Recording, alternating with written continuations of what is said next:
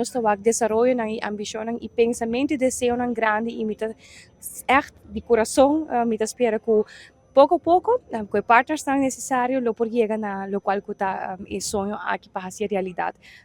Mita quer que essa aqui tá sinal e mesmo exemplo para tur outro centro de bairro, outra comunidade. Nós saco hoje em dia e não tá fácil, não? Para botin pessoas não que voluntariamente lo quer ajuda e tá sina toch engage em processo, pero pouco a pouco mita quer mundo mesmo assim nos back com importante aspecto humano tá. Nós temos que não somente com o hecho de ter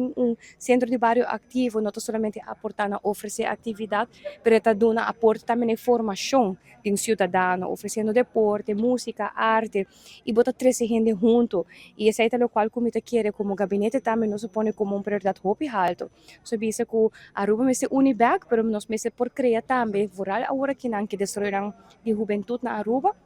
nos meser cria a facilidade não e nos meser fazer possível para estruturalmente não porta ativo tá desarrollando na mesa e essa aqui tá parte de algo assim na dentro do barrio Aruba meser porting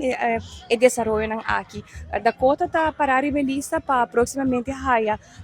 fel de turf também para o qual a cooperação de FIFA e essa aqui me tá querer também vai fazer impacto imenso e assim também na próxima semana tem mais conversação tomando lugar com FIFA onde tem outro barrio não também lo quer do num aporte. Me te quer saber sinal, nós estamos orgulhosos, Aruba pa chiquito que nós tem hope e talento, nós estamos mostrando hope e potencial, e essa aqui tá coisa que nós meser carga na alto para abrir porta e oportunidade ng EFO para nós. Dus fuera de lo qual que de minha capacidade como ministro de deporte, de juventude, me te quer também hope importante tá para nós que criar laço de cooperação e foco por seguir ajuda nos isla criar oportunidade para nós muito para nós grande para gente de toda idade. Dus de meu coração me está dando